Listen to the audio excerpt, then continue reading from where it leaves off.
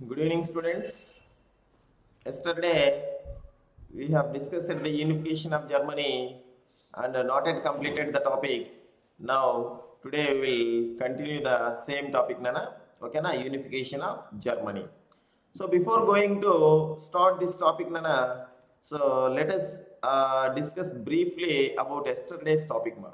So నిన్న మనం ఏం డిస్కస్ చేసుకున్నాం అనేటువంటి టాపిక్కి సంబంధించి కొద్దిగా ఈరోజు బ్రీఫ్గా అట్లా చెప్పుకొని మనము ముందుకు వెళ్దాం నాన్న ఓకేనా అండ్ నాన్న yesterday what we have discussed అంటే మనకి యూనిఫికేషన్ ఆఫ్ జర్మనీలో actually it was a very difficult task that is the unification of Germany the difficult task of the unification of Germany was carried out by the with the efforts of the Otto von Bismarck అని మనం చెప్పుకోవడం జరిగింది అనమాట so అతని యొక్క efforts వల్లనే ఈ యొక్క యూనిఫికేషన్ ఆఫ్ జర్మనీ అనేటువంటిది జరిగింది so he had achieved the unification of Germany in a short spell of 6 years through 3 wars అని అనుకున్నాం కేవలం అతను మూడు యుద్ధాలు చేశాడు కేవలం 6 సంవత్సరాల్లో the unification of Germany was accomplished అని మనం చెప్పుకున్నాం so that the total credit of the unification of Germany goes to the Otto von Bismarck అని అన్నాడు he achieved this unification of Germany so with his policy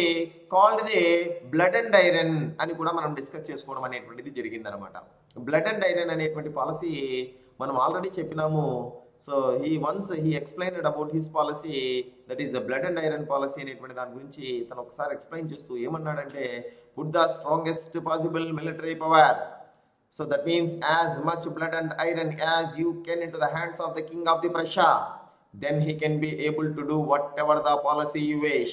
It cannot be done through the speeches, songs and celebrations.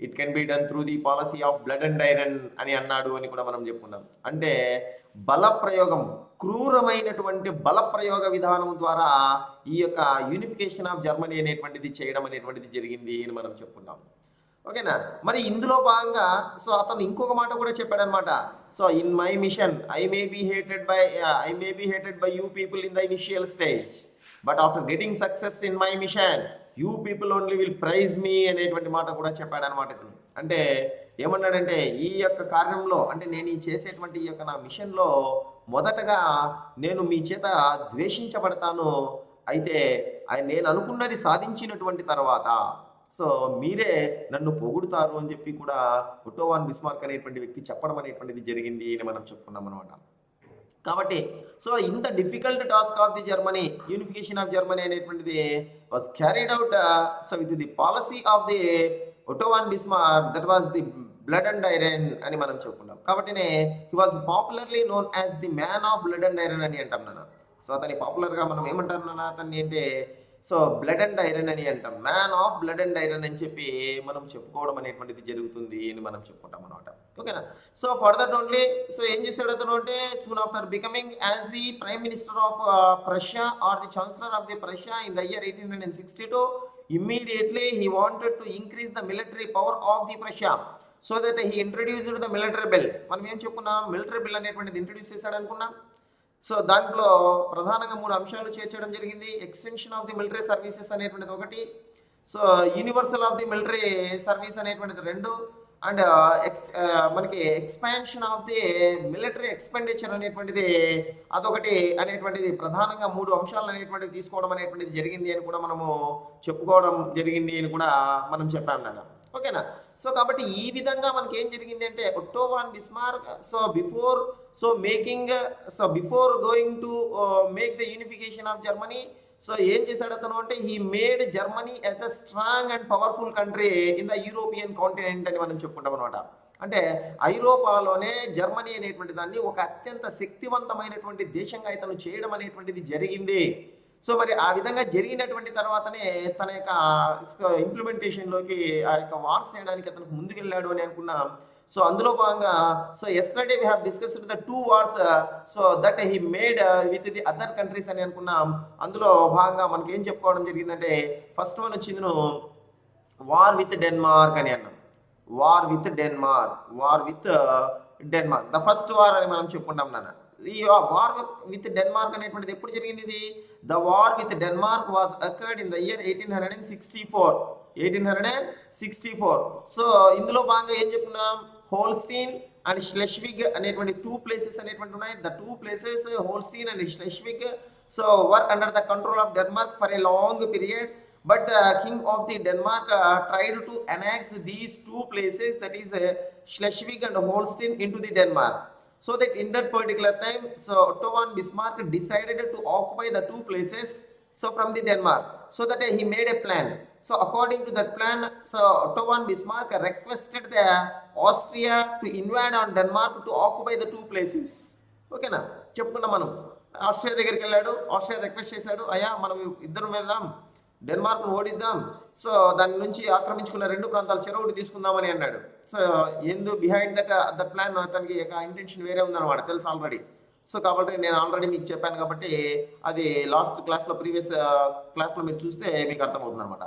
So after the treaty of the Gastein, so మనకు తెలుసు in the year 1865 after invading the Denmark, so these allied forces that is Austria and Prussia had defeated Denmark in the year 1864 and occupied the 2 places అని అనుకున్నాం. So in the year 1865 there was a treaty that was made between the Austria and Prussia, so that was called the Treaty of Gastein అని అనుకున్నాం. ఆ treaty of గాస్టిన్ అనేటువంటి దాని ప్రకారం so the 2 places was shared among them అని మనం చెప్పుకున్నాం. మరి Holstein was given to the Austria and Schleswig was given to the Schleswig was annexed by the Prussia అని కూడా మనం చెప్పుకున్నాం. సో ఓకేనా, ఆ విధంగా జరిగింది అని మనం చెప్పుకున్నాం. సరే, సెకండ్ వార్లోకి మనం వెళ్దాం. సో వార్ విత్ ఆస్ట్రియా అని మనం చెప్పుకున్నాం. వార్ విత్ ఆస్ట్రియా, ఈ ఆస్ట్రియాతో యుద్ధం అనేటువంటిది మనకు జరిగింది. సో ఇది 1866లో జరిగింది అని మనం చెప్పుకుంటాం నాన్న. ఈ వార్ విత్ ఆస్ట్రియా అనేటువంటి దాన్ని మనం చూస్తే, so before going to invade on Austria ఏం చేశాడు, first of all he wanted to blame Austria. ఎందుకంటే ఆస్ట్రియా మీద తనంతట తాను యుద్ధం చేసినట్టయితే internationally so he will get a bad name. So that so Otto von Bismarck made Austria to invade on Persia. So అతను ఏం చేశాడు ఆస్ట్రియాని అంటే, ఆస్ట్రియానే తన మీద దాడి చేసుకునే విధంగా చేశాడు అతను అని మనం చెప్పుకున్నాం. దానికో ప్లాన్. సో బిఫోర్ దట్ ఏం చేశాడు, he wanted to isolate Austria, ఆస్ట్రియాని ఐసోలేట్ చేయాలని అనుకున్నాడు. ఓకేనా, ఈ ఆస్ట్రియాని ఐసోలేట్ చేయాలనుకున్నప్పుడు మనకేం జరిగింది మనం చెప్పుకున్నాం. ఫస్ట్ ఫ్రాన్స్ దగ్గరికి వెళ్ళాడని అనుకున్నాం. సో ఫ్రాన్స్ అనేటువంటి దేశం దగ్గరికి వెళ్ళాడు. సో అక్కడ ఎవరున్నారంటే నెపోలియన్ III అనేటువంటి వాడు ఉన్నాడు అని మనం చెప్పుకున్నాం. ఈ నెపోలియన్ III అనేటువంటి వానికి పోయి ఏం చేశాడు, so promised Napoleon III to expand your territory towards the rain. అయ్యా నువ్వు నాకు ఈ యుద్ధంలో న్యూట్రియాలిటీ మెయింటైన్ చేస్తే, అంటే న్యూట్రల్గా ఉంటే, so in return to that benefit, in return to that help, ఓకేనా, I will agree to expand your territory towards the Rhine అని అన్నాడు. అంటే రైన్ భూభాగాల వైపు నీ యొక్క రాజ్యాన్ని నువ్వు ఎక్స్టెన్షన్ చేసుకోవడానికి, ఎక్స్పాన్షన్ చేసుకోవడానికి నేను అధిక పర్మిషన్ ఇస్తాను అని సో ఒక ప్రమాణం చేశాడు అనమాట. ఆ విధంగా నెపోలియన్ III ఫ్రాన్స్ని తన కంట్రోల్లో పెట్టుకున్నాడు. రెండవది మనం ఏం చెప్పుకున్నాం మనము, సో ఆల్రెడీ డెన్మార్క్ అనేటువంటిది నార్త్లో ఉంది. ఈ డెన్మార్క్ అనేటువంటిది ఆల్రెడీ దాన్ని ఓడించినాడు కాబట్టి అది ఇంకా తన జోలికి రాదు. అండ్ థర్డ్ వన్ రైట్ సైడ్లో చూస్తే పోలాండ్ అనేటువంటి దేశం ఉంది. ఈ పోలాండ్ అనేటువంటిది ఆల్రెడీ రష్యా అనేటువంటిది కంట్రోల్లో ఉంది కాబట్టి, రష్యా అనేటువంటిది ఆల్రెడీ బిస్మార్క్కి ఫ్రెండ్ కాబట్టి, ఆర్ రష్యాకి ఫ్రెండ్ కాబట్టి ఇది కూడా సమస్య లేదు. ఇంకా తర్వాత సౌత్లో మనకి ఏముంది, ఆస్ట్రియా అనేటువంటిది ఉంది. ఇక్కడ రష్యాకి సౌత్లో ఏముంది, ఆస్ట్రియా ఉంది. ఆస్ట్రియాతోనే యుద్ధం చేయాలి ఇక్కడ, ఓకేనా, ఇక్కడే వార్ చేయాలి దీంతో. ఇంకా ఆస్ట్రియా కింద ఏముంది అంటే, సో ఇటలీ అనేటువంటిది ఉంది. ఇటలీలో ఒక రాజ్యమైనటువంటి మనకి సార్డీనియా పిడ్మాంట్ అనేటువంటిది మనకి ఇక్కడ ఉందన్నమాట. సార్డీనియా పిడ్మాంట్ అనేటువంటిది మనకు అక్కడ ఉంది అని మనం చెప్పుకున్నాం. సార్డీనియా పిడ్మాంట్ అనేది ఇక్కడ చూడండి. మీరు ఒకసారి మ్యాప్ గమనించినట్టయితే చూడండి అన్న. సో ఇక్కడ నేను చూపిస్తాను క్లియర్గా. జర్మనీ అనేటువంటిది అంటే జర్మనీలో ఒక భాగమే ప్రష్యా అనేటువంటిది అనమాట. ప్రష్యా ఇక్కడ ఉంది. ప్రష్యాకు లెఫ్ట్ సైడ్ ఫ్రాన్స్ ఉంది, నార్త్ సైడ్లో డెన్మార్క్ ఉంది. సో ఈస్ట్ సైడ్లో మనం చూసినట్టయితే పోలాండ్ అనేటువంటిది ఉంది. It was under the control of Russia కాబట్టి. ఇంకా ఇక్కడ చూస్తే ఆస్ట్రియా అనేటువంటిది ఉంది.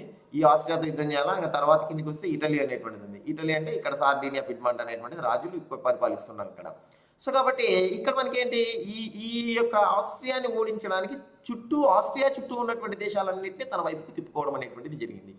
సో ఆ విధంగా చేసినటువంటి తర్వాత ఏం చేశాడు, ఒట్టో వాన్ బిస్మార్క్ ఇమ్మీడియట్లీ ఏం చేశాడు, బ్లేమ్డ్ ఆస్ట్రియాని బ్లేమ్ చేశాడు అని మనం చెప్పుకున్నాం. ఏంటి, ఇన్ ద ఇయర్ 1865 1865 సంవత్సరంలో మనకి ఏం చెప్పాడు, మనకి ట్రీటీ ఆఫ్ గాస్టిన్ జరిగింది.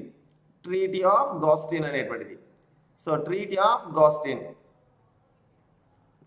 గాస్టిన్ అనేటువంటి దాని ప్రకారము Holstein was given to the Holstein was given to the Austria అని మనం చెప్పుకున్నాం. అయితే ఏం బ్లేమ్ చేశాడు ఇతను ఒట్టో వాన్ బిస్మార్క్ అనేటువంటి వ్యక్తి?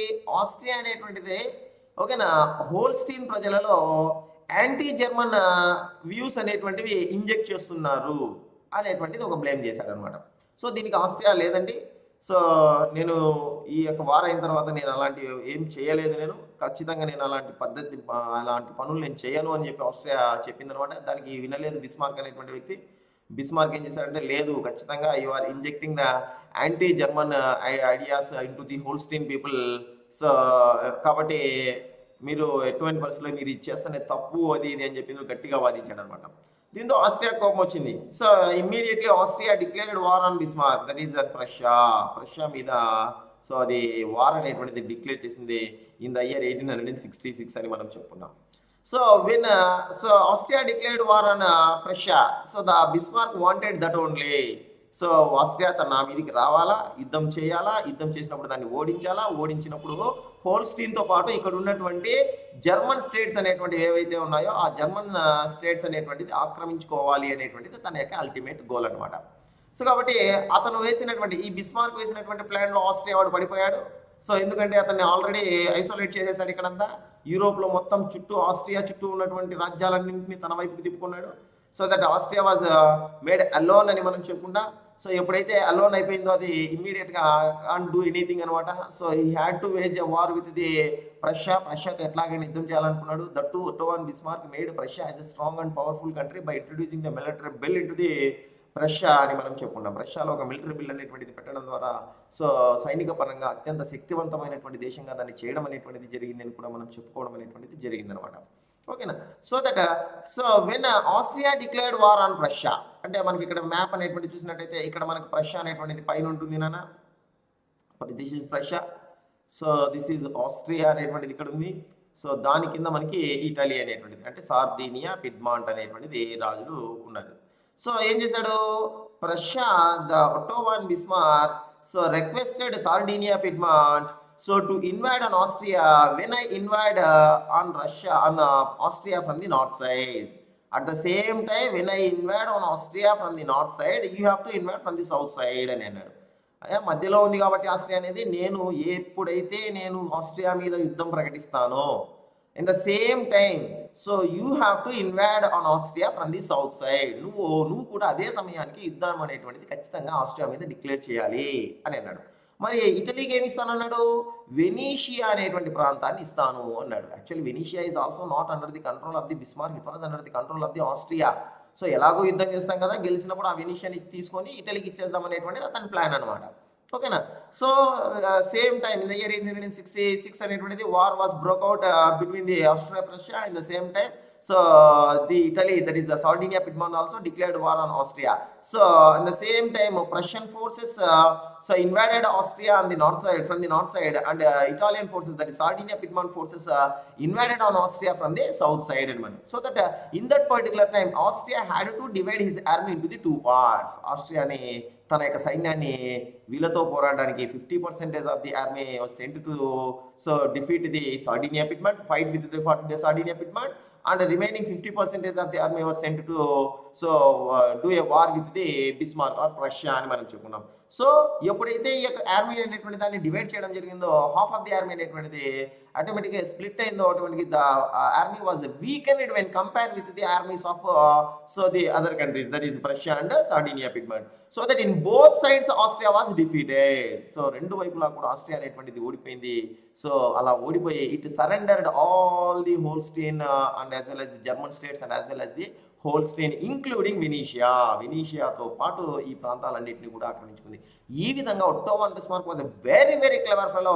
సో అతను ఏదైనా ఒక స్కెచ్ చేశాడంటే ఆ స్కెచ్ ప్రకారం ఖచ్చితంగా దేశాలన్నింటినీ కూడా అతను ఓడించేటువంటి వ్యక్తి అని మనం చెప్పుకుంటాం అనమాట. ఓకేనా.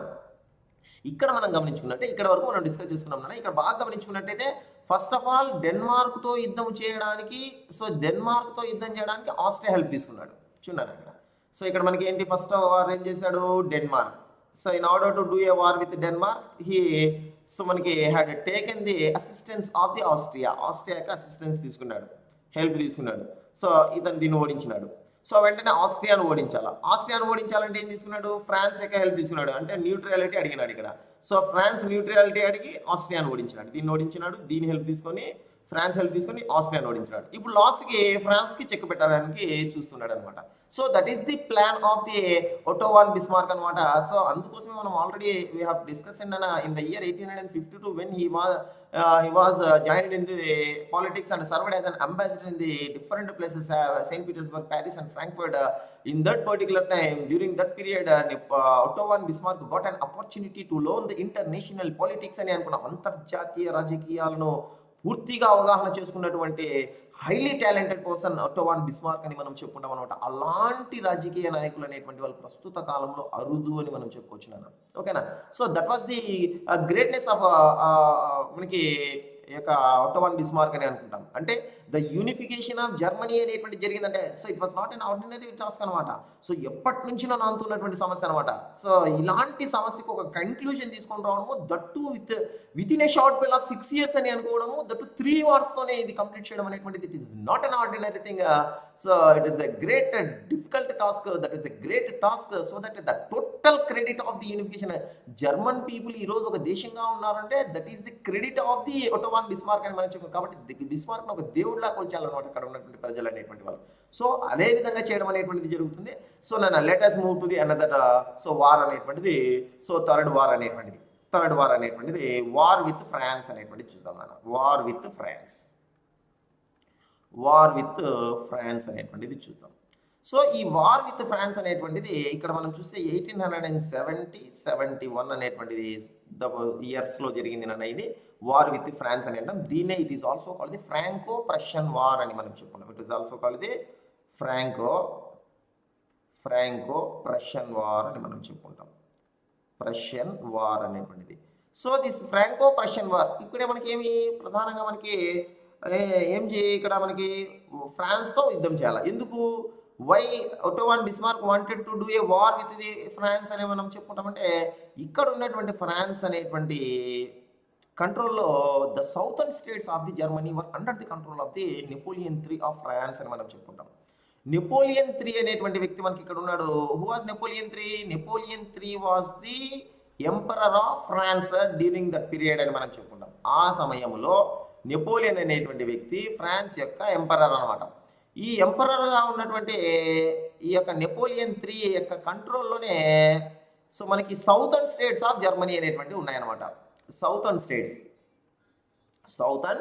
States of Germany, all the southern states of Germany were under the control of the Napoleon III of France, the emperor of France అని మనం చెప్పుకుంటాం అనమాట. మరి ఏం చేయాలా? So he has to do a war with the France. Okay, unless he do the war with the France, he can't do any unification of the Germany. జర్మనీని ఏకీకరణ చేసేటువంటి పరిస్థితులు లేవన్నమాట. కాబట్టి ఫ్రాన్స్తో యుద్ధం చేయాలి. మరి ఎలా యుద్ధం చేయాలా? ఓకేనా? సో యుద్ధం చేయడానికి ఇతను ఒక స్కెచ్ అనేటువంటిది ఇక్కడ మళ్ళీ థర్డ్ యొక్క వార్లో ఒక స్కెచ్ వేయడం జరిగింది. సో ఏదైతే in the Austro Prussian war మీకు గుర్తుందో లేదో, సెకండ్ వార్లో ఆస్ట్రో ప్రషియన్ వార్ విత్ ఆస్ట్రియాలో so Otto von Bismarck promised Napoleon III, so if you maintain a neutrality I will agree to expand your territory towards Rhine అని అన్నాడు. గుర్తుందా మనకి? ఇదో ఇక్కడ మనం చూసినట్టయితే సో ఫ్రాన్స్ అనేటువంటి విషయంలో మనం చూస్తే నెపోలియన్ IIIకి ఒక ప్రమాణం చేశాడు ఇక్కడ. అయ్యా, నువ్వు ఆస్ట్రియాతో నాకు యుద్ధం సంభవించినప్పుడు నువ్వు ఏమీ మాట్లాడకుండా సైలెంట్గా ఉంటే, అంటే if you maintain a neutrality, so in return to that help, అంటే నువ్వు చేసినటువంటి ఆ సహాయానికి I will agree to expand your territory towards Rhine అని అన్నాడు. ఓకేనా? నువ్వు రైన్ భూభాగాల వైపుకి నీకు ఏం చేస్తాను నేను, నీకు పర్మిషన్ ఇస్తాను నేను, you can expand your territory అని అన్నాడు. అంటే నీ భూభాగాన్ని విస్తరించుకోవచ్చు అని అన్నాడు. కానీ so that was a vague promise అని మనం చెప్పుకుంటాం. అది మోసపూరితమైన ప్రమాణము అని మనం చెప్పుకుంటాం. అంటే so after completion of the Austro Prussian war, so when Napoleon III of France tried to expand his territory towards the Rhine, అంటే రైన్ భూభాగాల వైపుకు నెపోలియన్ ఏం చేశాడు, యుద్ధం అయిపోయింది ఇంకేంలే, నెపోలియన్ ఒట్టోవన్ బిస్మార్క్ నేను న్యూట్రాలిటీ మెయింటైన్ చేశాను కాబట్టి నా యొక్క రాజ్యాన్ని రైన్ భూభాగాల వైపుకి ఎక్స్పాన్షన్ చేసుకోవచ్చు అని తలచాడు ఇతను. అదేవిధంగా అతను రైన్ భూభాగాల వైపుకు దాడికి వెళ్ళాడు. వెళ్ళినప్పుడు so Otto von Bismarck severely objected, he severely objected so the expansion of the French territory towards the Rhine అని చెప్పుకుంటాం అనమాట. అంటే రైన్ భూభాగాలను నేను ఎక్స్పాండ్ చేసుకోవచ్చు అన్నాడు అనే ఉద్దేశంతో నెపోలియన్ III అనేటువంటి వ్యక్తి సో వాటిని ఆక్రమించుకోవడానికి వచ్చినప్పుడు ఒట్టోవాన్ బిస్మార్క్ అడ్డుపడ్డాడు అనమాట. రే ఎవరు నువ్వు ఇట్లా వస్తున్నావు, so all the places the Rhenish territories belongs to the Germany or the Prussia, ఓకేనా, how dare to come and invade on these Rhenish territories అని అడ్డగించాడు అక్కడ. సో అప్పటి వరకు ఫ్రాన్స్ యొక్క చక్రవర్తి అయినటువంటి నెపోలియన్ IIIకి తను మోసపోయినాను లేదన్నా తనకు మోస ప్రమాణం చేశాడు అనేటువంటి విషయాన్ని సో అతను తెలుసుకోలేకపోయాడు అనమాట. అంటే so Otto von Bismarck had given a vague promise to the Napoleon Bonaparte so that he can expand his territory towards Rhine అనమాట. సో కాబట్టి ఇలాంటి పరిస్థితుల్లో నెపోలియన్ III అనేటువంటి వ్యక్తి so the emperor of France he was cheated by the so the prime minister of Prussia or the chancellor of Prussia. ఇది ఎంత అవమానం, ఒక చక్రవర్తి అనేటువంటి వ్యక్తి ఒక ప్రధానమంత్రి చేతిలో లేదా ఒక ఛాన్సలర్ చేతిలో మోసగించబడిపోయినాడు అంటే ఇది ఒక పెద్ద అవమానకరమైనటువంటిది అనమాట. అంతర్జాతీయ రాజకీయాలలో ఎట్లా మోసపోతావు నువ్వు, ప్రధానమంత్రి చెప్తే నువ్వు ఎట్లా మోసపోతావు నువ్వు అనేటువంటిది నలుగురు ఉంచుతారనేటువంటి ఉద్దేశంతో నెపోలియన్ III ఈ యొక్క బాధని తనలో దిగమింగుకున్నాడు ఎలాగైనా సరే. అయితే so he weighted so for an opportunity to take revenge on him. అయితే దీన్ని మనసులోనే పెట్టుకొని ఎలాగైనా సరే సో బిస్మార్క్కి ఖచ్చితంగా బుద్ధి చెప్పాలి నేను, సో లేదంటే నా యొక్క ఇదేంటో చూపించాలి, నా పవర్ ఏంటో చూపించాలి అని చెప్పి అనుకున్నాడు అనమాట. అయితే ఆ విధంగా జరిగిందనమాట ఇన్సిడెంట్. తర్వాత ఇక్కడ మనకు మామూలుగా తెలిసినటువంటిదే ఒట్టోవాన్ బిస్మార్క్ అనేటువంటి వ్యక్తి he will not invade on France. ఖచ్చితంగా ఇతనే పోడు ఫ్రాన్స్ మీద దాడికి. ఏం చేస్తాడు, if he goes and invade on the France he will be blamed, మనకి అతన్ని తప్పుపడతారనమాట అంతర్జాతీయ రాజకీయాల ప్రకారము లేదంటే అంతర్జాతీయ నామ్స్ ప్రకారము. So he will B insulted, మనకి బ్లేమ్డ్, సో అతన్నే బ్లేమ్ చేస్తారు. కాబట్టి ఏం చేశారు అతను ఫ్రాన్స్ మీదకి అతను దాడి చేయడు, అతని ప్లాన్ అదే. సో ఇతను ఏం చేస్తాడు, హీ విల్ మేక్ ఫ్రాన్స్ ఏ విధంగా అయితే ఆస్ట్రియాని ఏ విధంగా అయితే చేశాడో సో ఆస్ట్రియానే తన మీదకి వచ్చి దాడి చేసే విధంగా in the same way Bismarck made France to invade on Prussia మీదకే దాడికి చేసే విధంగా అతను చేశాడు అనమాట ఫ్రాన్స్ని. మరి ఇది ఎలా జరిగింది అనేటువంటిది మనం చూసుకుందాం, ఓకేనా. సో దీనికి స్టోరీ మళ్ళీ బ్యాక్ వెళ్ళాలన్నా ఒకసారి చూద్దాం. ఇన్ ద ఇయర్ 1863లో మనం ఎప్పుడు వార్ గురించి 1870-71 గురించి వార్ జరిగిండేది, కానీ జరిగిన బ్యాటర్ అండి 1863లో. In the year 1863 Isabella was ruling Spain అని మనం చెప్పుకుంటాం. సో స్పెయిన్ని ఎవరు రూల్ చేస్తున్నారు, సో ఇసాబెల్లా. సో ఇక్కడ చూడండి అన్న, ఇక్కడ మ్యాప్లో చూపిస్తాను, దిస్ ఈజ్ స్పెయిన్ అనమాట. Spain was ruling by the Isabella so of మనకి Spain in the year 1863. So Isabella అనేటువంటి ఆమె ఈ యొక్క స్పెయిన్ అనేటువంటి రాజ్యాన్ని పరిపాలిస్తూ ఉండేటువంటిది. అయితే but her administration was not good, so that the people of the Spain removed her from the throne. ఈ యొక్క సింహాసనం నుంచి ఇసాబెల్లా అనేమని పెరిగి పారేసినారు. సో అమ్మా నువ్వు పనికిరావు, నువ్వు రాజ్య పరిపాలనకి నువ్వు unfit, so you are not doing good administration, you are not giving good administration, so that it is better so to drop, ఓకేనా, నువ్వు ఇక్కడ డ్రాప్ అయితే మంచిది అని చెప్పి the people of the Spain so ఏం చేశారు, brought a revolt so against the Isabella the ruler of the Spain and removed her so from the throne in the year 1863. 1863 సంవత్సరంలో ఆమెను పిరికేసినారు. ఇసాబెల్లా అనేటువంటి ఆమెను ఎక్కడ పెరిగినారు, స్పెయిన్. సో స్పెయిన్కి ఇక్కడ Germany Franco ప్రషియా వారికి ఏంది లింకు అంటే ఇక్కడ లింక్ ఉంది. ఆ లింక్ ఉంది కాబట్టినే సో మనకి ఇక్కడ మనం చెప్పుకోవాల్సినటువంటి అవసరం ఏర్పడుతుంది నాన్న, ఓకేనా. ఇసాబెల్లా అనేది రిమూవ్ చేసేసిన తర్వాత ఏం చేశారు, సో మరి ఈ స్పెయిన్ ప్రజలందరూ కూడా సో ఈ యొక్క ఎంటీ స్పెయిన్ అనేటువంటి దాన్ని, స్పెయిన్ థ్రోన్ అనేటువంటిది ఎంటీగా ఉంది కదా, సో ఈ ఎంటీ స్పెయిన్ థ్రోన్ ఎవరికి ఇద్దాము అని అనుకున్నారంటే all the people of the Spain they thought that so it is better to give this Spain kingdom to the Leopold two of so Belgium రాజు అయినటువంటి లియోపోల్డ్ టుకి ఇద్దాము అని అనుకున్నారు. చూడండి ఇక్కడ చూడండి మీరు బాగా. ఫస్ట్ ఏం చేశారు, in the year 1863 so Isabella was ruling in Spain, but her administration was not good, so that the people of the Spain so revolted against her and removed her from the throne, so that the Spain kingdom became empty, so that the people of the Spain so they offered this empty Spain throne to the Leopold II of Belgium. అప్పుడు Belgium రాజు అయిన Belgium ఎక్కడుంది, ఇక్కడ ఉంది నాన్న. ఇక్కడ చూడండి ఈ red కలర్లో ఉంది చూడండి నాన్న, అది బిఈఎల్ అన్నాడు చూడండి నాన్న, అది బెల్జియం అనమాట. అక్కడ ఆఫర్ చేశారు అనమాట. ఎవరికి ఆఫర్ చేశారు, లియోపోల్డ్ II ఆఫ్ బెల్జియంకి. బెల్జియం రాజు అయినటువంటి లియోపోల్డ్ II ఇతను చాలా మంచోడు అనమాట. ఇతను కాబట్టి అతను చాలా మంచి వ్యక్తి కాబట్టి మన రాజ్యాన్ని బెల్జియం రాజు అయిన లియోపోల్డ్ IIకి ఇచ్చినట్టయితే అతను మనల్ని కూడా బాగా పరిపాలిస్తాడు. ఓకేనా, his administration was very fine. So under his administration the Belgian people become very nice. So they felt very happy. So that it is better to give our Spanish throne to the Leopold II of Belgium. Belgium రాజు అయినటువంటి Leopold IIకి ఇస్తే ఇది చాలా బాగుంటుంది అని చెప్పి వాళ్ళు అనుకున్నారు. అదేవిధంగా ఏం చేశాడు, ఇక్కడ స్పెయిన్ అనేటువంటి రాజ్యాన్ని ఎవరికి ఇచ్చారు, బెల్జియం రాజు అయినటువంటి లియోపోల్డ్ IIకి ఇచ్చారు. So Spain throne was offered to the king of Belgium called Leopold II.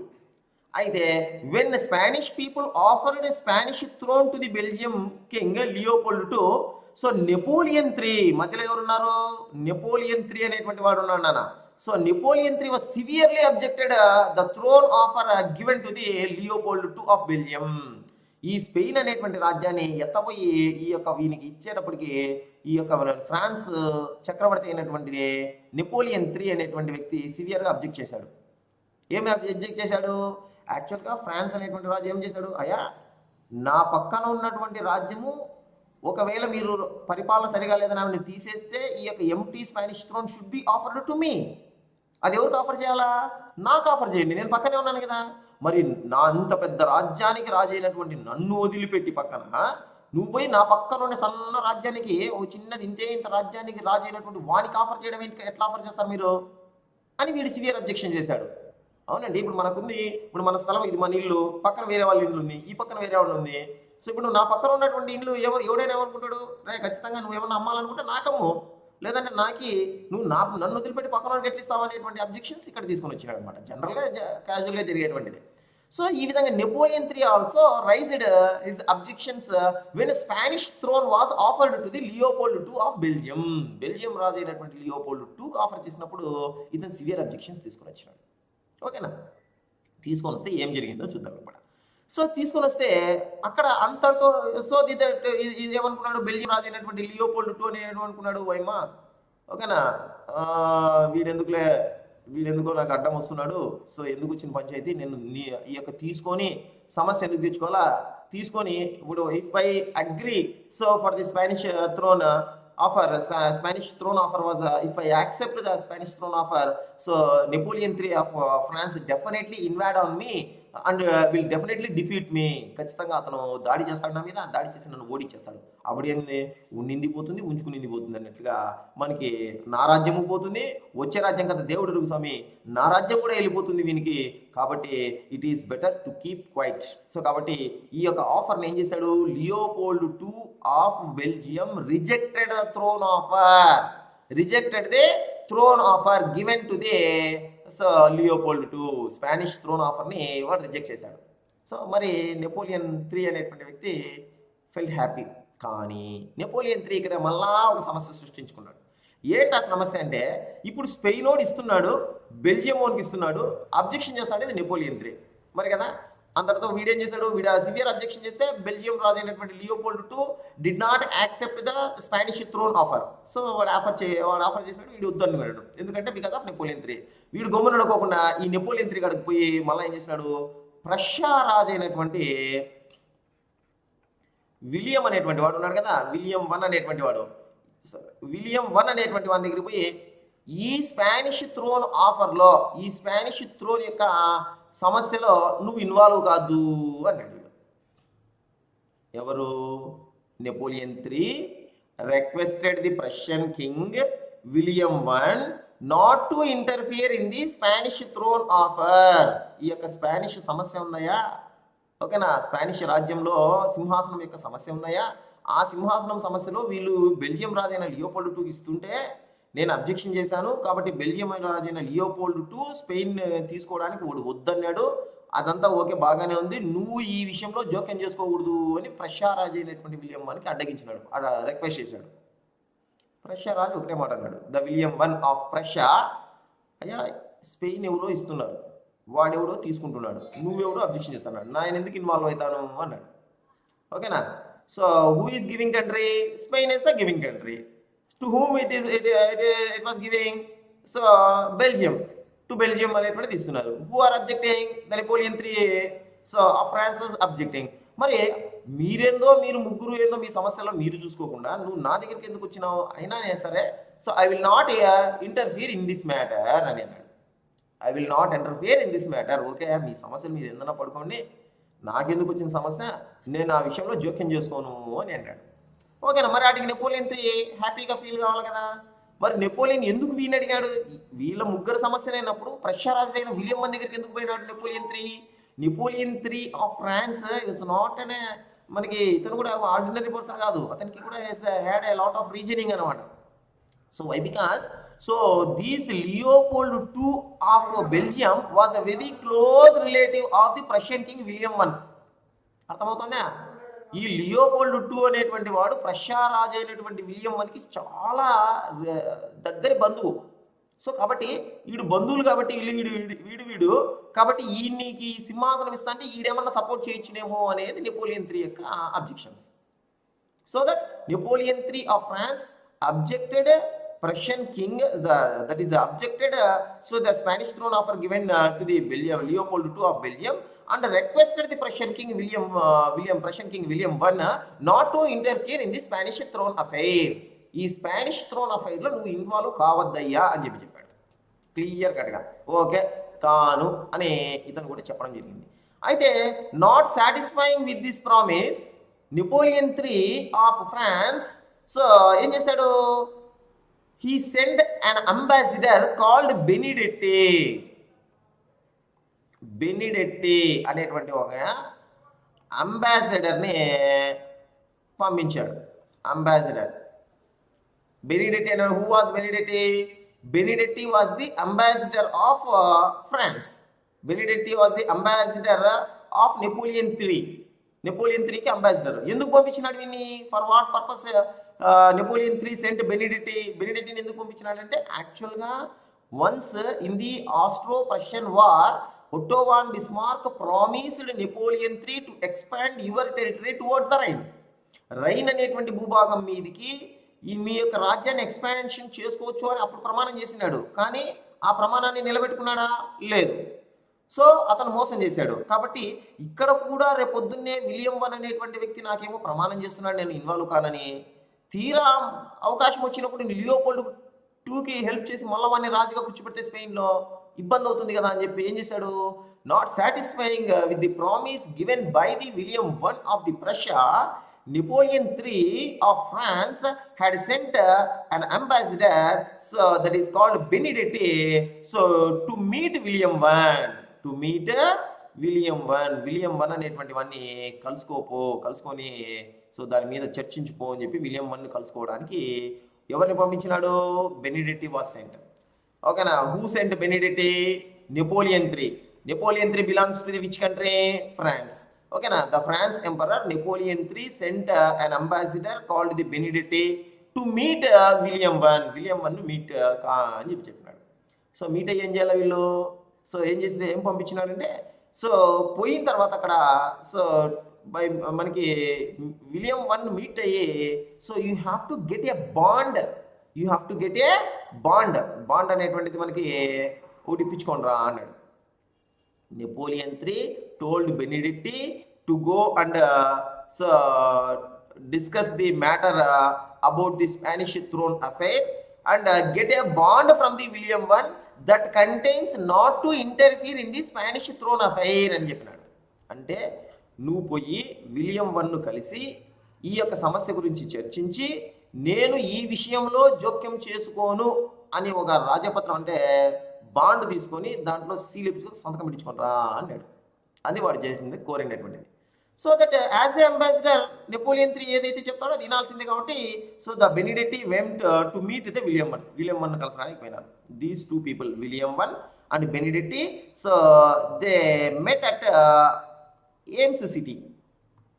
దాన్ని చాలా మంది ఈఎంఎస్ అంటారు నాన్న, ఈఎంఎస్ కాదు అది ఎయిమ్స్, ఈఎంఎస్ అనేది ఎయిమ్స్ సిటీ. ఎయిమ్స్ అనేటువంటి ఒక నగరంలో కలుసుకున్నారు వీళ్ళు. These two people, who are the two people? So బెనిడెట్టి in the one side, so he came from the France, okay now why? Because he was the ambassador of the Napoleon III, so that he came so to meet the William I kalasa. Who was William I? He was the king of Prussia రాజు అనమాట. అతను కలవడానికి వచ్చినారు. So these two people met at Ems సిటీలోకి వచ్చి కలిసి అక్కడ there was a discussions that held between the Benedict the ambassador of the France and the William I the king of Prussia. ఓకేనా, వీళ్ళిద్దరికి మధ్య ఒక మీటింగ్ అనేటువంటిది జరిగింది అనమాట. ఇక్కడ ఈ డిస్కషన్స్లో బెనిడిక్ట్ రిక్వెస్టెడ్ విలియం I. ఇక్కడ ఏం చెప్పాడు? బెనిడిక్ట్ అనేటువంటి వ్యక్తి రిక్వెస్ట్ చేశాడు విలియం I. అయ్యా, so I am the ambassador of the Napoleon III. I came here to meet you in order to get a bond from you that contains not to interfere in the Spanish throne affair. అయ్యా, నేను ఇక్కడ వచ్చినాను, ఒక Napoleon III యొక్క అంబాసిడర్గా నేను ఇక్కడ వచ్చినాను. ఇక్కడ రావడానికి ఒక ప్రధాన ఉద్దేశం ఏంటంటే మీ దగ్గర నుంచి మా చక్రవర్తి చెప్పినాడు ఏమంటే ఈ యొక్క స్పానిష్ థ్రోన్ అఫైర్కి సంబంధించి నేను జోక్యం చేసుకోను అని ఒక బాండ్ రాసి బాండ్లో శ్రీలేసి సంతకం పెట్టిచ్చేస్తే నేను ఎత్తుకొని వెళ్ళిపోతానే, అంత తప్పితే ఇంకేం లేదు మన మధ్య చర్చలు అని అన్నాడు. ఈయనకు అర్థం కాలేదు విలియం Iకి. సో విలియం I ఒకటే మాట అన్నాడు, సో అయ్యో వాడెవడో ఇస్తున్నాడు, ఓకేనా, ఈడెవడో తీసుకుంటున్నాడు, ఓకేనా, వాడెవడో రిజెక్ట్ చేశాడు. వాడు ఇచ్చేవాడెవడో నాకు తెలియదు, తీసుకునేవాడెవడో తెలియదు, అబ్జెక్షన్ చేసేవాడెవడో నాకు తెలియదు. వీళ్ళు ముగ్గురు కొట్లాడుకొని సాయకుండా నా సంతకం ఏంది, నేనేది బాండ్ రాసిచ్చి సంతకం పెట్టేది ఏంటి? Why should I give a bond that contains not to interfere in the Spanish so throne affair? మరి నేను ఎందుకు ఇవ్వాలి ఇక్కడ అని ఇక్కడ క్వశ్చన్ చేశాడు. కానీ నెపోలియన్ III తెలిసినటువంటిదే కదా, already once he was cheated by the Bismarck.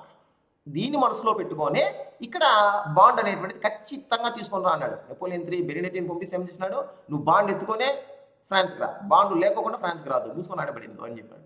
So that Benedict forced the ambassador of the France forced William I to get a bond. So లేదండి అట్లా కుదరదు, ఖచ్చితంగా మా యొక్క చక్రవర్తి చెప్పినటువంటి విధంగా మాకు బాండ్ ఇచ్చినట్లయితేనే రమ్మన్నాడు నాకు, కాబట్టి ఖచ్చితంగా you have to give a bond. అవునా, ఇందులో సమస్య ఏంటి లేదు, జస్ట్ నేను ఇన్వాల్వ్ కాను అనేటువంటి మ్యాటర్ రాసి ఒక సీరియస్ సంతకం పెట్టిస్తే సరిపోతుంది అని అన్నాడు. కానీ దానికి విలియం I ఒప్పుకోలేదు. వీడు ఏం చేయాలన్నా, so he has to take the opinion of the Otto von Bismarck, the chancellor of the Prussia or the prime minister of the Prussia. So that immediately William I sent a telegram so to the Bismarck వీడు ఒక Telegram కొట్టాడు. Who sent a telegram to the Bismarck? William I sent a telegram to the Bismarck. So from where it was sent to the Bismarck? So from the city of Ames, the telegram was sent to the Bismarck. So where was Bismarck? Bismarck was in Berlin. Bismarck ఏడున్నాడు? బెర్లిన్లో ఉన్నాడు.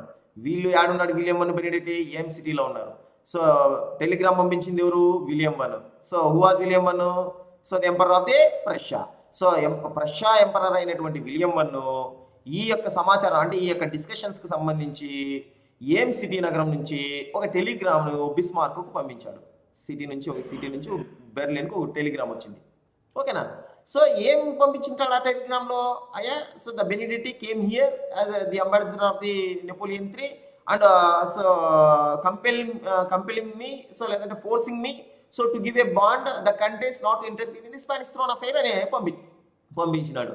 So the clever minded Otto von Bismarck. So ఇక్కడ ఏం చేశాడో చూడండి నాన్న. So a telegram came, ఇక్కడ point number 1, ఒక Telegram అనేటువంటిది AIIMS నగరం నుంచి బెర్లిన్కి వచ్చింది. అది ఓకేనా? వెరీ గుడ్, అది కూడా ఓకే. ఇది పంపించిండేది ఎవరు? విలియం వన్, కరెక్టేనా? కరెక్టే. మూడో పాయింట్ ఏంటి? ఇది దేనికి సంబంధించినటువంటిది? బెనిడెట్టి మరియు విలియం వన్కు మధ్య జరిగినటువంటి సంభాషణ గురించి, దట్టు ది స్పానిష్ థ్రోన్ అఫేర్కు సంబంధించినటువంటిది. ఈ 3 అంశాలు కరెక్టే. పంపించిండేది ఎవరు? William one. ఎక్కడి నుంచి వచ్చింది? ఏం సిటీ నగరం నుంచి. దేని గురించి పంపించినారు? So about the matter that మనకి related to the Spanish throne affair అనేటువంటిది. ఈ 3 కరెక్టే. So immediately Otto von Bismarck as a clever person immediately ఏం చేశాడు? He cleverly manipulated the Ems telegram. Manipulated the Ems telegram. ఇక్కడ ఉన్నటువంటి Ems Telegram ఏదైతే వచ్చిందో ఆ టెలిగ్రామ్ని మ్యానిపులేట్ చేసేసాడు. సో మనకి టెలిగ్రామ్ ఇట్లా వస్తే సో నీట్గా ఇట్లా మ్యానిపులేట్ చేశాడు అనమాట. అంటే అక్కడ వచ్చినది వాస్తవము, పంపించింది విలియం వన్, మ్యాటర్ సంబంధించి, డిస్కషన్స్కి సంబంధించి ఇవన్నీ కరెక్టే. కానీ అందులో వచ్చిన సమాచారాన్ని మ్యానిపులేట్ చేశాడు ఇతను. Otto von Bismarck has cleverly manipulated the Ames telegram and created hatred between the France and as well as the Prussia. మరి ఏం మ్యానిపులేట్ చేశాడు అని అంటే ఇక్కడ సో ఇతను వచ్చినటువంటి టెలిగ్రామ్ను చూపిస్తూ ఏం చెప్పాడు? Benedetti the ambassador of the France came to meet the William I and these people met in the city of Ames. So in the discussions, Benedetti, the ambassador of the Napoleon III of France, had insulted our king of Prussia called William I అని చెప్పేశాడు ఇక్కడ. అంటే ఒక రాయబారిగా వచ్చినటువంటి బెనిడెట్టి అనేటువంటి వాడు మన AIIMS నగరానికి వచ్చిన తర్వాత విలియం వన్ను కలుసుకొని వాడు ఏదో డిస్కషన్ చేయకుండా మన రాజును తిట్టినాడు అని చెప్పేశాడు మొత్తం మీడియా ముఖంగా. So press note was released so about the Ems Telegram.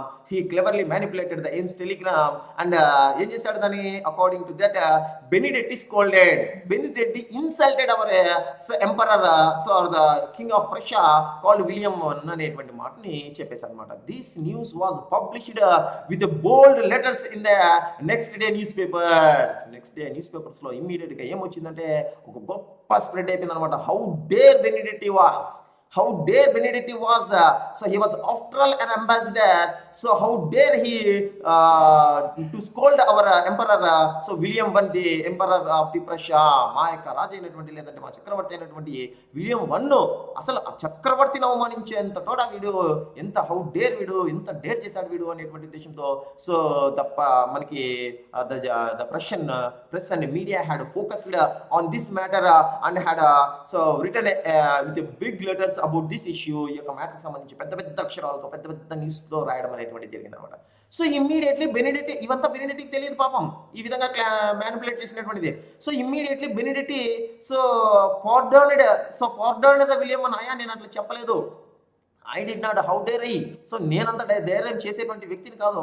I'm not that type of person. I requested William one to give a bond that contains not to interfere in the Spanish throne affair. అయ్యా నేను ఇట్లాంటి వ్యక్తి కాదు, నేను request చేశాను, మా రాజు పంపించాడు, ఒక బాండ్ తీసుకొని రమ్మని పంపించాడు, మేము అదే చెప్పాం. కానీ నేను ఎటువంటి పరిస్థితుల్లో నేను ఇమ్మీడియట్గా అతన్ని అలాంటి స్కోర్ చేసేటువంటి ధైర్యం నేను ఎలా చేస్తాను నేను, సో ఇది నేను చెయ్యలేదు అని చెప్పాడు. The same matter was also informed to the Napoleon III of France. Napoleon III కూడా చెప్పాడు అనమాట, అయ్యా నేను ఇట్లా చెప్పలేదు కానీ ఈ దేశం వాళ్ళు ఇట్లా అని అంటున్నారు అని. సో ఇమ్మీడియట్గా ఏం జరిగింది ఇక్కడ? సో వాళ్ళు the French people, so French అనేటువంటిది సో చెప్పారు, చాలా వరకు చెప్పి చూసారనమాట ప్రషియన్స్కి, అయ్యా మేము ఇలా చెప్పలేదు, ఇందులో ఏదో ఒక మోసం ఉంది. So we people, my ambassador will not do such type of things. ఓకేనా, he was a very nice person, he will not do that type of things అని చెప్పాడనమాట. కానీ ప్రషియన్స్ అనేటువంటి వాళ్ళు వినలేదనమాట. లేదు, so you have scolded my emperor, you have scolded my emperor, you have insulted my emperor. So నువ్వే చేసావు అనేటప్పటికి ఎంతగా అది చెప్పేటప్పటికి వీళ్ళకి విసుగైపోయింది. ఎవరికి? The French people. సో చాలా కోపం వచ్చేసింది అనమాట. నెపోలియన్ III కానీ బెనిడెట్టికి కానీ బాండ్ ఇవ్వకపోగా, ఇక్కడ చూడండి బాగా, బాండ్ ఇవ్వకపోగా ఓకేనా ఏం చేశారు? దాని మీద ఒక బ్లేమ్ చేశారు వీళ్ళని. The Benedetti was blamed. ఓకేనా, ఎప్పుడైతే చేసేటప్పటికి ఇలా కోపం వచ్చింది, వెక్స్ అయిపోయి అట్ లాస్ట్ ఫైనల్ ఏం చేస్తాడు? The French people are the Napoleon III, yes we have scolded your emperor, we have insulted your emperor అని వాళ్ళే ఒప్పుకున్నారు. అవునయ్యా చేసేదే తిట్టేదే. ఇప్పుడు నువ్వేం చేస్తావు, ఏం చేసేటట్టున్నావు? సో లెట్ us see, ఓకేనా? ఏంది నీ కథ, నేను చూస్తానా అని చెప్పి the French declared war on Russia. Russia మీద సో వార్ డిక్లేర్ చేసింది ఇన్ ద ఇయర్ 1871 అనేటువంటిది. So the Prussian prime minister Otto von Bismarck wanted that only. ఇతను పోయి దాడి చేయకూడదు, వాళ్ళనే దాడికి రప్పించుకోవాలి. సో ఏదైతే స్కెచ్ గీశాడో ఆ స్కెచ్ ప్రకారం France invaded on Prussia. A fights battle that was concluded between the France and the Prussia in the year 1871. So this small war was continued for 6 months. ఇది 6 నెలలు కొనసాగించినటువంటి తర్వాత at last finally, so France was defeated by the Prussian forces. ఈ Prussian forces తో ఈ Napoleon III of France was defeated badly and surrendered all the southern states of the Germany, including so మనకి ఆల్సేస్ and Lorraine అనేటువంటి ప్రాంతాలను కూడా ఇచ్చేసింది. So with this, the unification of the Germany, the difficult task of the unification of Germany was accomplished with the efforts of the Otto von Bismarck. After making unification of Germany, the William I was made as the Emperor of United Germany, and Otto von Bismarck became the Prime Minister of Germany. ఇంతవరకు ప్రష్యా అని మనం చెప్పుకున్నాం, ఇప్పుడు మనం ఏమంటామంటే జర్మనీకి అని మనం చెప్పుకుంటాం. So William I was made as the Emperor of the Germany and Otto von Bismarck made as the Prime Minister of Germany. So మనకి these people, the William I got coronated in the mirrored palace of the Versailles అనేటువంటి నగరంలో ఒక అద్దాల భవనం అనేటువంటిది ఉంది. ఆ అద్దాల భవనంలో ఫ్రాన్స్ లో ఉంది నాన్న. అక్కడే ఒక జర్మనీ చక్రవర్తిగా విలియం I అక్కడ డిక్లేర్ చేయడం అనేటువంటిది జరిగిందనమాట. మిర్రర్డ్ ప్యాలెస్ అనేది, Paris is the capital city of France నాన్న. ఆ ఫ్రాన్స్ 10 కిలోమీటర్ల దూరంలో ఏదుంది అంటే వర్సైల్స్ అనే నగరం ఉంది. ఈ వర్సైల్స్ అనేటువంటి నగరాన్ని సో లూయి 16 అనేటువంటి వ్యక్తి, మీరు ఫ్రెంచ్ రెవల్యూషన్లో వచ్చేటువంటి లూయి 16 అనేటువంటి వ్యక్తి, ఆ లూయి 16 తన అందాల భార్య అయినటువంటి మేరీ యాంక్యువానెట్కి గుర్తుగా ఆ యొక్క అద్దాల భవనాన్ని నిర్మించాడు. అక్కడే ఈ యొక్క విలియం I అనేటువంటి వాడు got coronated as the emperor of the united Germany and the Bismarck. So the one and only, the terrific person who made the unification of Germany became the chancellor of Germany or the prime minister of Germany అని మనం చెప్పుకున్నాం. With this, the unification of Germany was accomplished అని మనం చెప్పుకుంటాం with the efforts of the Otto von Bismarck, so that he was popularly known as the man of blood and iron అని మనం చెప్పుకుంటాం నాన్న. ఓకేనా? With this we have completed this topic నాన్న. So మీకు ఏమైనా డౌట్స్ ఇప్పుడు ఏమైనా ఉంటే డౌట్స్ క్వశ్చన్స్లో సో మీరు డౌట్స్ అడగండి, ఎక్స్ప్లెయిన్ చేస్తాను. ఓకేనా? If you have any doubts, so please ask me the doubts and I will clarify you nana.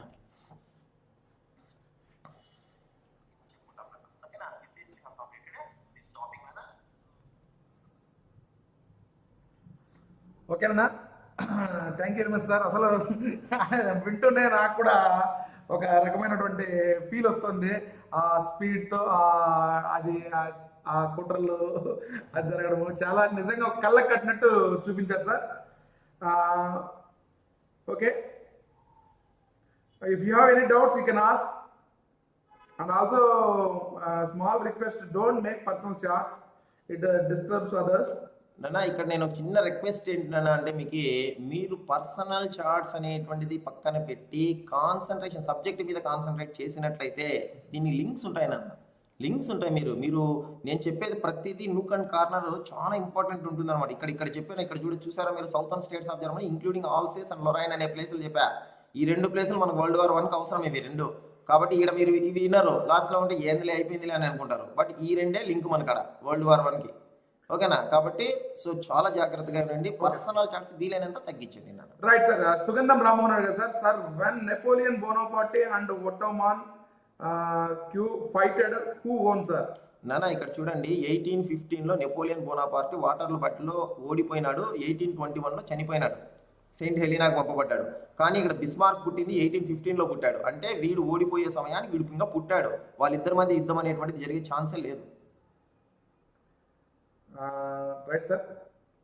Denmark city కింద గ్రీన్లాండ్ కింద Denmark city it was under the control of Denmark నాన్న. Greenland అనేటువంటిది ఆ part అనేటువంటిది అంతా కూడా ఎవరి ఆధ్వర్యంలో ఉంది, ఎవరి అండర్ కంట్రోల్లో ఉంది అంటే డెన్మార్క్ కంట్రోల్లో ఉంది. కాబట్టినే గ్రీన్లాండ్ కింద డెన్మార్క్ అని ఇచ్చింటాడు నాన్న. అంటే వాళ్ళకి ఫర్ ఎగ్జాంపుల్ మీకు హవాయియన్ ఐలాండ్స్ ఉంటాయి, మీరు చూసారా పసిఫిక్ ఓషన్ హవాయియన్ ఐలాండ్స్. ఆ హవాయియన్ ఐలాండ్స్లో కింద బ్రాకెట్లో యూఎస్ఏ అని రాసింటారు. అంటే the islands were under the control of USA, United States of America. So అట్లా Greenland was under the control of Denmark. Sir Kamalapuram Alakananda, why Bismarck was not done as a president? Actually the rulers నాన్న వాళ్ళు అక్కడ. యాక్చువల్గా William one అనేటువంటి వాళ్ళు వంశపారంపరంగా వచ్చినటువంటి rulers వాళ్ళు. అక్కడ అట్లా ఉండదన్నమాట. ఓకేనా. బిస్మార్క్ అనేటువంటి వ్యక్తి ప్రైమ్ మినిస్టర్గానే అతను తన దేశానికి సర్వ్ చేయాలనుకున్నాడు. హీ వాజ్ అన్ అల్టిమేట్లీ అతను చాలా వెరీ క్లెవర్ ఫెలో అనమాట అతను. సో అతను తన యొక్క అల్టిమేట్ గోల్ ఏంటి, do the unification of Germany, that to so not an A constitutional basis, based on his policy. కాబట్టి అది అచీవ్ చేశాడు. అచీవ్ చేసిన తర్వాత కూడా అలాగే కొనసాగాలనుకుంటాడు. తర్వాత ఏమైందని నెక్స్ట్ క్లాసెస్లో వస్తుంది నాన్న నీకు. ఓకేమా?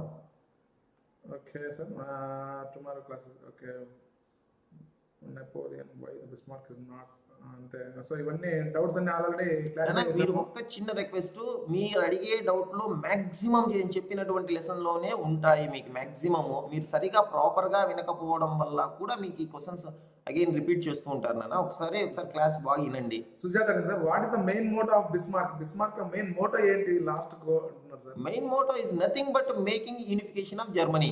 His ultimate goal is to make, యాక్చువల్గా Germany was a disunited country no.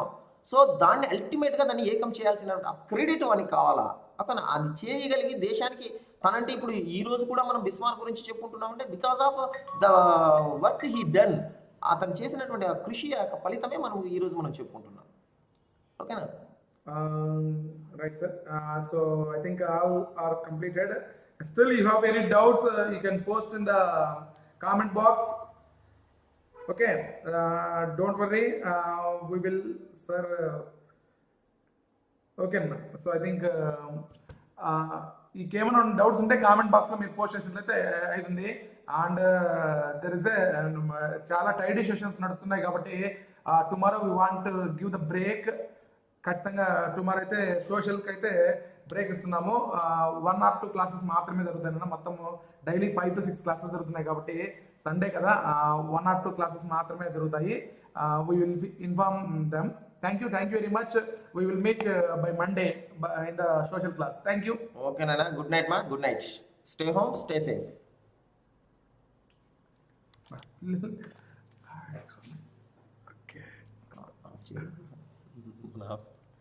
Stay home, stay safe.